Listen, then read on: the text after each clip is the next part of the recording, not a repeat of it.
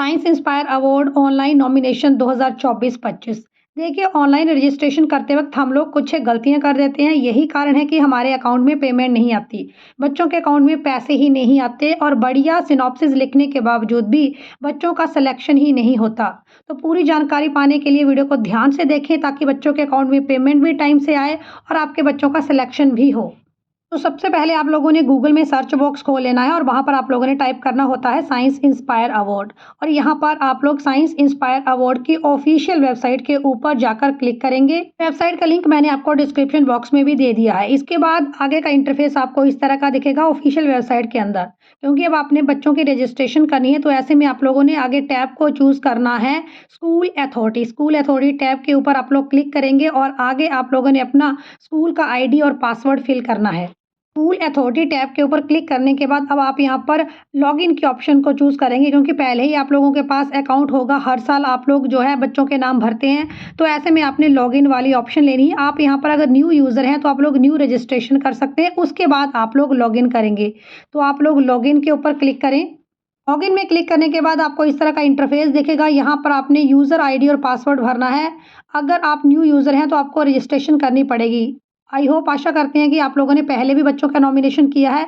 यहाँ पर आप लोगों के पास यूज़र आईडी और पासवर्ड है। यूज़र आईडी भरें, पासवर्ड भरें, कैप्चा कोड भरें और यहाँ पर सेव की ऑप्शन पर क्लिक करें। अब आपको इस तरह का इंटरफेस दिखेगा। स्कूल आपका लॉगिन हो चुका है। अब आपने यहाँ पर बच्चों के नॉमिनेशन की प्रक्रिया को पूरा करना है। ध्यान रखें, यहाँ पर अगर आप 5 स्टूडेंट्स के सिनॉप्सिस सेंड करना चाहते हैं तो पाँचों के पाँचों बच्चों की नॉमिनेशन आपको एक साथ करनी होगी। स्टूडेंट की नॉमिनेशन की प्रक्रिया को शुरू करने के लिए आप लोग यहाँ से ऑप्शन लेंगे क्लिक हेयर टू स्टार्ट। अब कंप्यूटर में आपको कुछ जनरल इंस्ट्रक्शंस आएंगी, टर्म्स एंड कंडीशंस आएंगी, तो आपने जनरल इंस्ट्रक्शंस को ओके करना है और यहाँ पर आप लोग क्लिक करेंगे सेव एंड नेक्स्ट। अब जनरल इंस्ट्रक्शंस का पेज खुल चुका है और यहाँ पर आपने देखना है कि स्कूल के कितने बच्चे पार्टिसिपेट कर रहे हैं। तो आप यहाँ पर मेंशन जरूर करें कि कितने स्टूडेंट्स पार्टिसिपेट कर रहे हैं, 4 बच्चे या फिर 5 बच्चे, 2 बच्चे। तो बच्चों की संख्या आप यहाँ पर मेंशन करें और इसके बाद करें सेव एंड नेक्स्ट। अब जनरल इंस्ट्रक्शन आप लोगों ने पढ़ लिया। यहाँ पर एक चेक बॉक्स दिख रहा है, इसको आपने टिक करना है और कंटिन्यू की ऑप्शन पर क्लिक करना है। अब आप लोग ऑप्शन चूज करेंगे ऐड स्टूडेंट। अब इसके बाद आपसे पूछ रहा है कि साइंस लैब है स्कूल में, तो आप लोग क्लिक करेंगे यस साइंस लैब है स्कूल में। यहाँ पर आपके पास ऑप्शन आ रही है स्टूडेंट की डिटेल्स भरने की। तो आपने ध्यान रखना है कि स्टूडेंट के बैंक अकाउंट में जो डिटेल्स लिखी गई हैं, वैसे तो स्कूल के रजिस्टर की डिटेल्स और स्टूडेंट की बैंक कॉपी की डिटेल्स सेम ही होनी चाहिए। दोनों जगह नाम सेम होना चाहिए, दोनों जगह आधार कार्ड भी सेम होगा। लेकिन आपने ध्यान रखना है कि यहाँ पर हमें अगर स्कूल के रजिस्टर में डिटेल्स वेरी कर रही हैं कंपेरिजन टू बैंक अकाउंट, तो आपने यहाँ बैंक अकाउंट वाली डिटेल्स ही भरनी है। बैंक अकाउंट की कॉपी के ऊपर क्या नाम है, क्या फादर नेम है, क्या उसका मदर नेम है, उसके डेट ऑफ बर्थ क्या है, ये सारी जानकारी आपने बैंक अकाउंट कॉपी से ही उठानी है। या तो आप पहले ही स्टूडेंट से ये बात कर लें कि आपके बैंक अकाउंट वाली कॉपी में कुछ एक डाटा स्कूल के डाटा से मिसमैच कर रहा है, तो आप उस डाटा को ठीक करवाइए। और अगर अभी आपके पास ये प्रोसीजर फॉलो करने के लिए टाइम नहीं है तो जो स्टूडेंट की बैंक अकाउंट कॉपी में डिटेल्स हैं वही डिटेल्स आपने यहाँ पर लगानी है। इसके बाद आपको ऑप्शंस मिलेगी कि आप बच्चे का बैंक अकाउंट डिटेल्स भी भरेंगे। देखिए, पहले आपने यहाँ स्टूडेंट की डिटेल भरी, आगे बैंक अकाउंट डिटेल भरी, दोनों डिटेल्स मिसमैच हो गई। ऐसी स्थिति में बच्चों के अकाउंट में 10,000 रुपीज़ नहीं आते। तो आप कोशिश कर लें कि बच्चे के बैंक अकाउंट की जो डिटेल्स हैं, जो आपके रजिस्टर में डिटेल्स हैं, वो दोनों डिटेल्स सेम ही हों। और अगर आपके पास टाइम नहीं है तो जो बैंक अकाउंट की डिटेल्स उसकी कॉपी के ऊपर लिखी है, वही वाली डिटेल्स आप लोग फॉलो करें।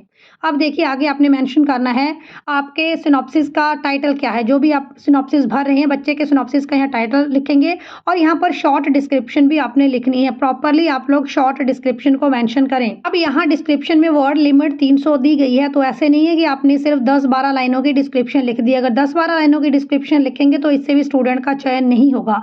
यहाँ आपको लगभग पूरे 300 शब्द की डिस्क्रिप्शन मॉडल सिनॉप्सिस से रिलेटेड लिखनी है। इसके बाद स्टूडेंट के बैंक अकाउंट की डिटेल्स आप लोग भरेंगे। इससे पहले आपने स्टूडेंट की जो डिटेल्स भरी और यहाँ पर जो बैंक अकाउंट की डिटेल्स आ रही हैं, दोनों ही डिटेल सेम होनी चाहिए। अगर दोनों ही डिटेल्स में वेरिफिकेशन होगी तो ऐसी स्थिति में बच्चे के अकाउंट में पेमेंट नहीं आएगी। इसलिए आप इन दोनों डिटेल्स को ध्यान से देख लें। बच्चे की बैंक अकाउंट डिटेल्स भरने के बाद आप यहाँ पर सबमिट वाली ऑप्शन पर क्लिक करें। पर स्टूडेंट की फ़ोटोग्राफ और स्टूडेंट के सिनॉप्सिस को अपलोड करें। अब एक और इम्पॉर्टेंट चीज़ है कि सिनॉप्सिस तभी सिलेक्ट होगा अगर बच्चे ने सिनॉप्सिस को हैंड रिटन किया है और यहाँ पर सिनॉप्सिस की मॉडल डायग्राम भी अपलोड होगी। तो ऐसी स्थिति में बच्चे की मॉडल डायग्राम भी हैंडमेड ही होनी चाहिए। अगर आपने अपने सिनॉप्सिस स्टूडेंट के सिनॉप्सिस की photo model diagram properly upload नहीं की या स्टूडेंट ने मॉडल डायग्राम नहीं बनाई तो ऐसी स्थिति में भी स्टूडेंट का सिलेक्शन नहीं होगा। तो सिनॉप्सिस हैंड रिटन होना चाहिए, डायग्राम भी हैंडमेड होनी चाहिए। यहाँ पर वीडियो अपलोड करने की ऑप्शन है, इसे अपलोड करने की आवश्यकता नहीं है क्योंकि अभी स्टूडेंट ने मॉडल बनाया ही नहीं है, तो ऐसी स्थिति में उसके पास वीडियो की अवेलेबिलिटी भी नहीं होगी। अब यहाँ पर आपने गलती नहीं करनी है। अब आपने यहाँ पर ऐड स्टूडेंट की ऑप्शन लेनी है अगर आपने एक से ज़्यादा बच्चे का नाम साइंस इंस्पायर अवार्ड के लिए नॉमिनेट करना है। तो अगर आपने 5 बच्चों के नाम भरने हैं तो यहाँ पर आपको बार-बार ऐड स्टूडेंट की ऑप्शन के ऊपर क्लिक करना होगा।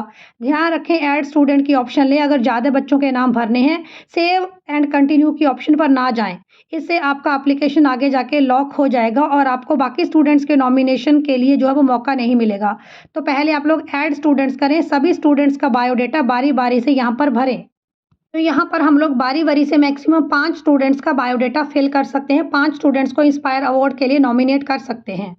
जैसे ही आप स्टूडेंट को ऐड करते जाएंगे, एक-एक कॉलम यहाँ पर बढ़ता जाएगा। तो आप लिस्ट ऑफ नॉमिनेटेड स्टूडेंट यहाँ पर व्यू कर सकते हैं और फाइनल सबमिशन से पहले आप अपने स्टूडेंट्स के बायोडाटा में चेंजेस भी कर सकते हैं। स्टूडेंट्स का डेटा भरने के बाद आप लोग यहाँ पर सेव एंड कंटिन्यू के ऊपर क्लिक करें और यहाँ पर इसके बाद आप लोगों को ऑप्शन मिलेगी कि आप लोग स्कूल से संबंधित जानकारी यहाँ पर फिल करें।